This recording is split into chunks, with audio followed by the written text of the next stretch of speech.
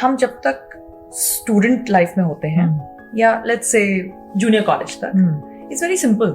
Your parents are deciding you. हर बच्चा school तो जाएगा ही, but now here is the challenge. हम 12th स्टैंडर्ड तक पढ़ने वाले एक बच्चे को सोचना नहीं सिखाते.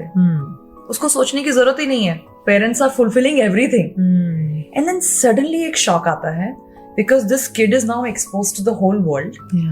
और उस बच्चे को अब थोड़ा, क्योंकि यहाँ पर उनके पेरेंट्स की स्ट्रेंथ भी कम हो गई, अब वो बोलते हैं देखो दुनिया में क्या हो रहा है.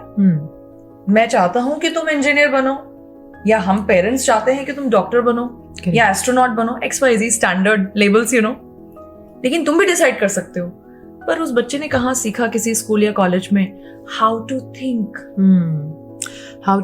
And Poonam, let me add, how to cope with emotions also. Yes, ये नहीं सिखाया जाता है स्कूल में. जस्ट इमेजिन अगर हमें सिखाया जाए तो इतने इमोशनली इंटेलिजेंट बच्चे होंगे, करेक्ट, जो कभी भी डिप्रेस्ड नहीं होंगे. और उसकी जर्नी बचपन में ही स्टार्ट होनी चाहिए. चेंजेस हो रही हैं, पेरेंट्स समझ रहे हैं इस चीज़ के इम्पोर्टेंस. मेरे पास जो भी पेरेंट्स आते हैं, some of them are new parents, अभी पेरेंट्स हुए हैं और उनमें भी अभी अवेयरनेस है. वो आते हैं, ये पूछते हैं कि डॉक्टर कैसे करें, अभी बच्चों को हमें हेल्दी इन्वायरमेंट में बड़ा करना है. तो that's a very positive sign I am seeing कि एटलीस्ट वो एफर्ट लिया जा रहा है पेरेंट्स से भी, और घरों में भी अभी धीरे धीरे करके आई थिंक ये इम्पोर्टेंस बढ़ रही है. बट ये बहुत इंपॉर्टेंट चीज़ है पूनम. एंड आज से ही, भले ही आपके बच्चे कितने भी साल के हैं, आप कितने साल के हैं, ये दोनों चीज़ें आपके लिए बहुत इम्पॉर्टेंट है. एक तो आप अपने आप से थोड़ा टाइम स्पेंड कीजिए, रिफ्लेक्ट कीजिए कि आपके डोमिनेंट थॉट्स और फीलिंग्स क्या हैं. तब आपको महसूस होगा कि क्या आपकी थिंकिंग फॉरवर्ड थिंकिंग है कि बैकवर्ड थिंकिंग है. क्योंकि अगर ये आप रिफ्लेक्ट नहीं करेंगे तो आप कभी भी लाइफ में वो शांति, वो पीस, वो वेलबींग की जो फीलिंग आती है ना, वो फीलिंग महसूस नहीं करेंगे. दूसरा तो अगर आप ये पकड़ते हैं कि मेरा ये थॉट है, तो फीलिंग पकड़ने की कोशिश कीजिए और फिर उसका सोर्स समझने की कोशिश कीजिए. जैसे कि अगर आप ज्यादातर नाराज रहते हैं, दुखी रहते हैं, तो उसका सोर्स क्या है, क्यों दुख क्यों है, क्या वो ऐसा हुआ है जो दुख है. तो उस सोर्स को जब पकड़ेंगे तो उसके ऊपर आप अपनी एनर्जी करेक्ट कर सकते हैं, यानी कि आप फिर रिलीज कर सकते हैं उस एनर्जी को. So I think reflection is very important. And जैसे जैसे आपकी सेल्फ रिफ्लेक्शन होती है, आपकी फेथ अपने आप पर बढ़ेगी, फीलिंग आएगी अंदर से. क्यों? क्योंकि यूनिवर्स आपको ये फीलिंग दे रहा है, बट आपकी मेमोरीज आपको ये फीलिंग पकड़ने नहीं दे रही हैं.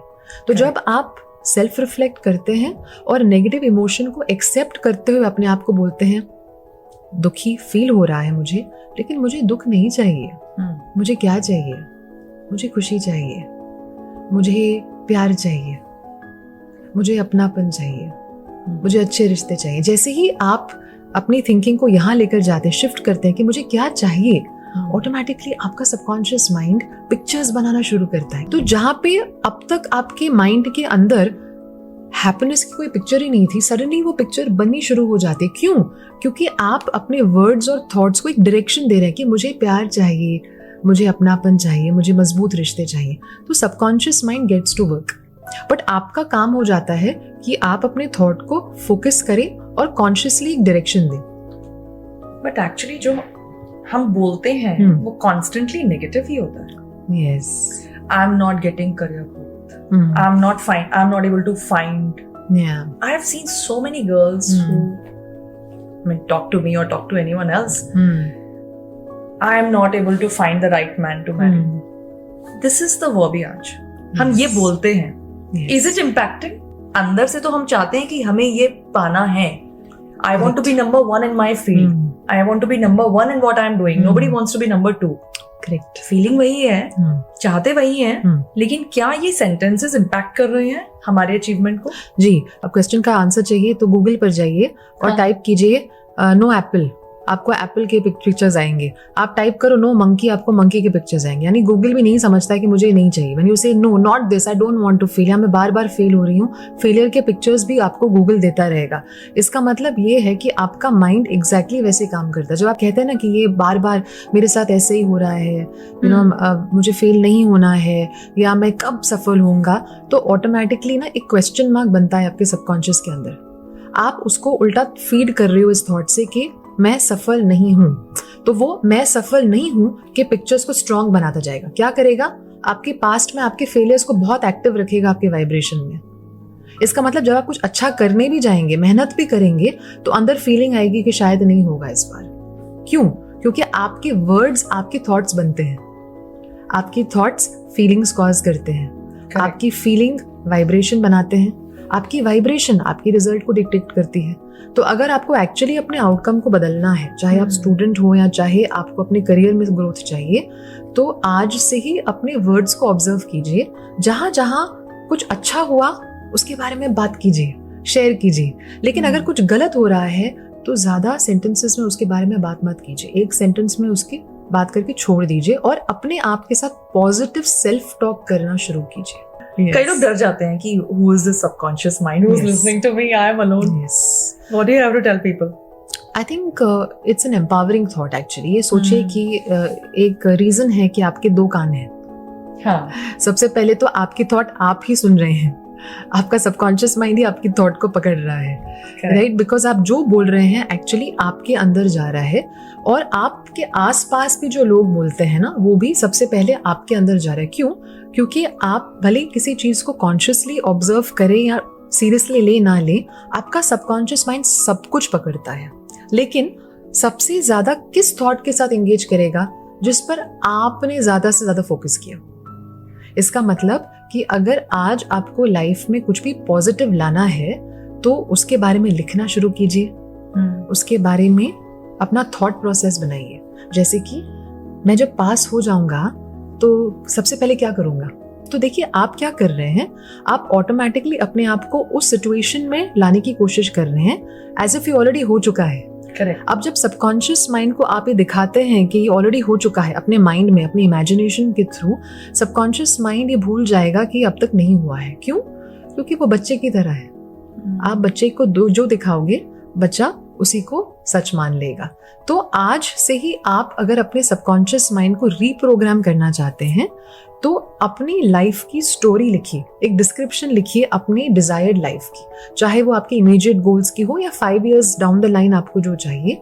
एक स्क्रिप्ट लिखिए, उस स्क्रिप्ट को रोज पढ़ना शुरू कर दीजिए, और जैसे आप पढ़ेंगे आप नोटिस करोगे पिक्चर्स आ रहे हैं आपके माइंड में। सडनली आप नोटिस करोगे कि आप इमोशनलाइज कर रहे हो अपने गोल को, यानी आपके अंदर एक फीलिंग आ रही है कि ये ऑलरेडी हो चुका है, या आई एम वेरी क्लोज, एक फीलिंग आती है कि ये तो होना ही है। करेक्ट। अब जैसे ये फीलिंग आती है ये होना ही है, आप बहुत क्लोज हो मैनिफेस्टेशन के, कंप्लीशन के। सो आप यही उसको दिखाइए कि पास होना है, अच्छी लाइफस्टाइल, अच्छे रिश्ते, अच्छी जीवन, अच्छी जिंदगी। तो आप जैसे जैसे इन थॉट्स को रखेंगे माइंड में रोज, और देखिए आपको 24 घंटे ये थॉट्स नहीं रखने हैं, आपको ओवरबोर्ड नहीं होना है, आपको डेस्परेट भी नहीं होना है। आपको ये समझना है कि दिन में अगर आप 15 से 20 मिनट भी अपनी डिजायर्ड लाइफ के साथ अपने राइटिंग के थ्रू या अपने इमेजिनेशन के थ्रू कनेक्ट करते हैं तो सबकॉन्शियस माइंड उस ओर ऑलरेडी चल रहा है। बस बाकी के समय आपको एक चीज का ध्यान रखना है कि काउंटर थॉट्स ना आए। यानी कि सुबह आपने कहा कि मैं सफलता डिजर्व करता हूँ, हाँ। और दिन में आपका किसी के साथ झगड़ा हुआ, हाँ। और अपने आप को बोला हमेशा मुझे इल ट्रीट करते हैं, लाइफ ही ऐसी है, मुझे कभी भी अपनी ड्यू नहीं मिली है। तो अभी आपने एक काउंटर थॉट दे दिया कि मेरे साथ हमेशा गलत होता है, राइट? तो उस टाइम क्या सोचना है ऐसी सिचुएशन में? उस टाइम आपको सबसे पहले तो अपने आप को थोड़ा समय देना है टू रिलैक्स। जब भी कुछ नेगेटिव होता है ट्राई एंड इंश्योर कि आप इमिडिएटली उस पर रिस्पॉन्स ना दें, बिकॉज ज्यादातर रिस्पॉन्स नेगेटिव निकलता है, बिकॉज ह्यूमन टेंडेंसी है, राइट? तो थोड़ा सा अपने आप को टाइम दे to just calm down and relax before you react. Subconscious mind क्या पकड़ेगा? Oh, relaxation. ओके। तो इस रिलैक्सेशन में आप एक द्वार खोल देते हैं कुछ पॉजिटिव लाने का। सबकॉन्शियस माइंड शायद कुछ पॉजिटिव दे दे। जहां पे आपकी पास्ट में आप रिलैक्स्ड थे, तो हो सकता है आप अच्छे हॉलिडे पे गए अपने फैमिली के साथ, आपको किसी ने कुछ अच्छा बोला, आपको बहुत अच्छा महसूस हुआ। हो सकता है एक पॉजिटिव मेमोरी को वो आपके वाइब्रेशन में लेकर आए।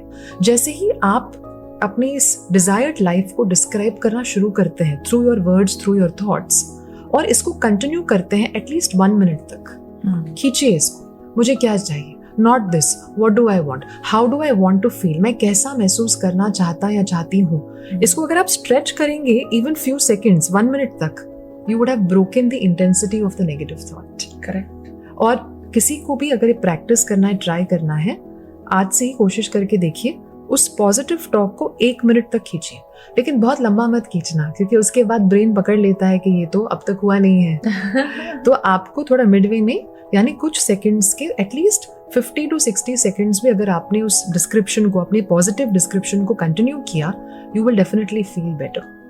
एक और तरीका है कि इमिडिएटली अगर कुछ गलत होता है तो पास्ट में जो सही हुआ है उसकी मेमोरी को ताज़ा कीजिए. एक पास्ट हैप्पी या मेमोरेबल इवेंट को अपने माइंड में लाइए. उससे भी इमिडिएटली वाइब्रेशन जो है वो उठ जाती है, बढ़ने लगती है, और आपकी नेगेटिविटी जो है वो थोड़ी, उसकी इंटेंसिटी कम होने लग जाएगी.